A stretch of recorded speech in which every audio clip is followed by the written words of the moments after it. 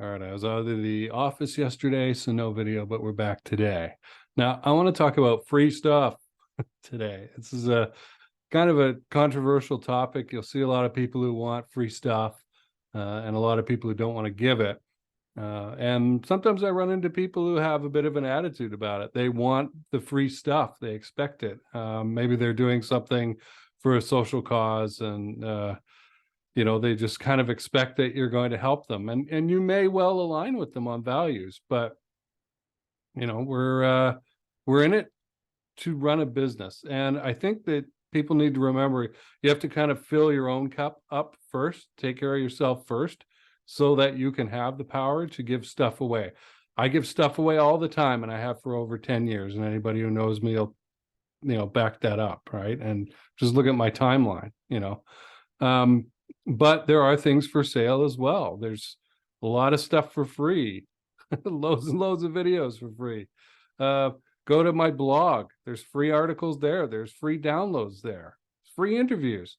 I've hosted a show for over 3 years now, 225 plus episodes. That's free, giving access to an industry other people just can't get into. Okay. So there is a lot of free, but just showing up and expecting people to plug you into their distribution channel or give you something of significant value, like maybe a chapter in a book or something like that, especially when they just met you. That is not, I just don't think that's realistic. That is, again, just like bad salesmanship, walking into a bar and asking the first semi-attractive other person to marry you, right? That you run into, that you think could be suitable, right? That's crazy. You wouldn't expect to do that there, and I don't think you should do it here. Okay. There is a place for free education, free tips on how to do things.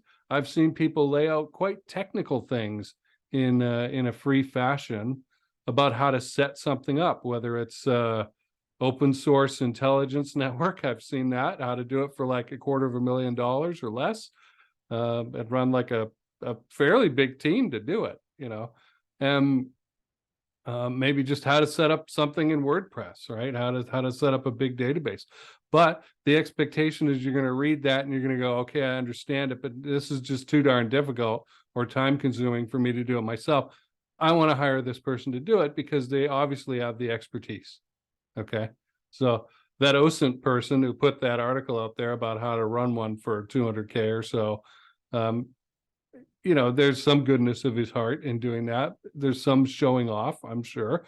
And there's also some education about the reality of the situation here. Like, you could get that for this little investment. I think that's a very small investment, all right, to start getting that sort of intelligence gathering network going, if you know what you're going to do with it. Anyway, just had an order delivered.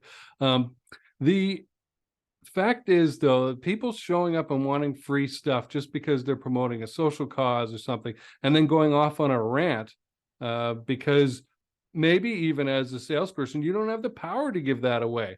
And maybe you've brought stuff like that, opportunities like that, to your superiors again and again and again, and been told it's not in alignment, or we're too busy. We have to focus on the stuff that we're working on.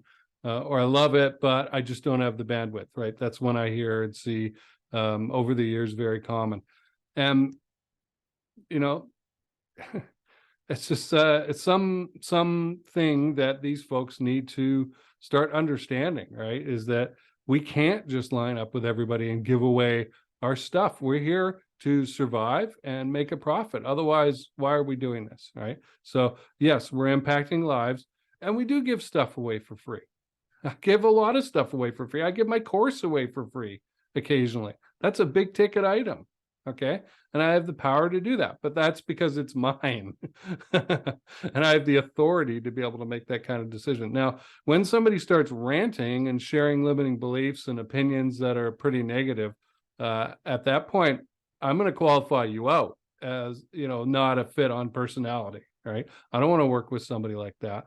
It doesn't drive me to want to work with them when they're frothing at the mouth. So, if you're broke and you're frustrated that the gurus are not sharing the secrets with you, I think you've missed the point. There are no secrets.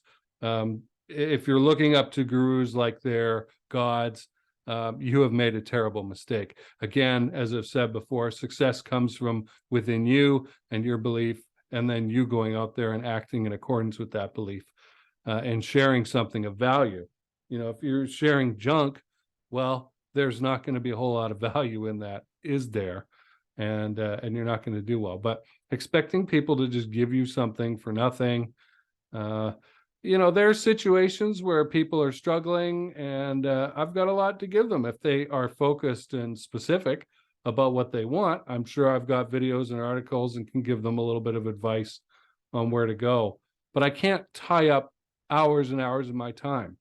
That being said, over the years, and some of you know how long I've been in this game, I've brought people on board who were out of work and needed something to do, and brought them on as commission sales reps. And this happened like 2014, 2015, 2016 even. They did nothing. They did nothing. They took my course. They took the training that I gave them, the time that I sat down, the literal hours that I hung out with them and showed them what to do, and they did nothing. And as soon as, within a week or two, a job opportunity came up, they were gone. And so their commitment, your commitment, if you're in that situation, I'm going to push back at you and say it's pretty damn low.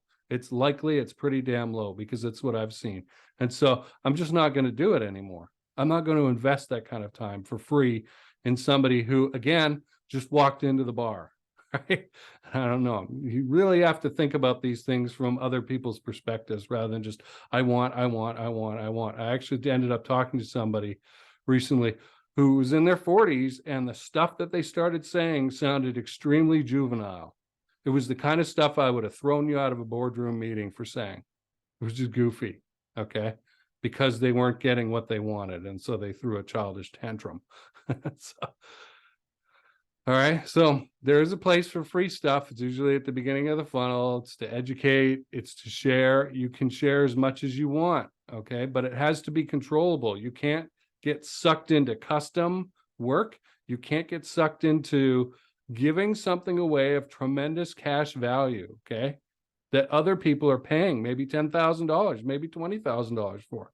You can't, if you've got a PR distribution channel and you're distributing press releases, and you can easily and cheaply plug a message for somebody into that, okay, you might want to consider that, all right? If it's $100 or $200 or something like that to get involved in what you do, right, your offer. But if it's thousands of dollars and up, you can't just be giving that stuff away, okay?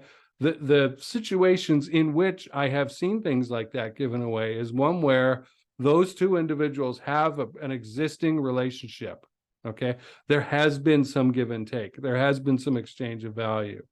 And not just somebody who just showed up, rode into town today, right? That expected everyone else to just drop what they were doing and support them. All right.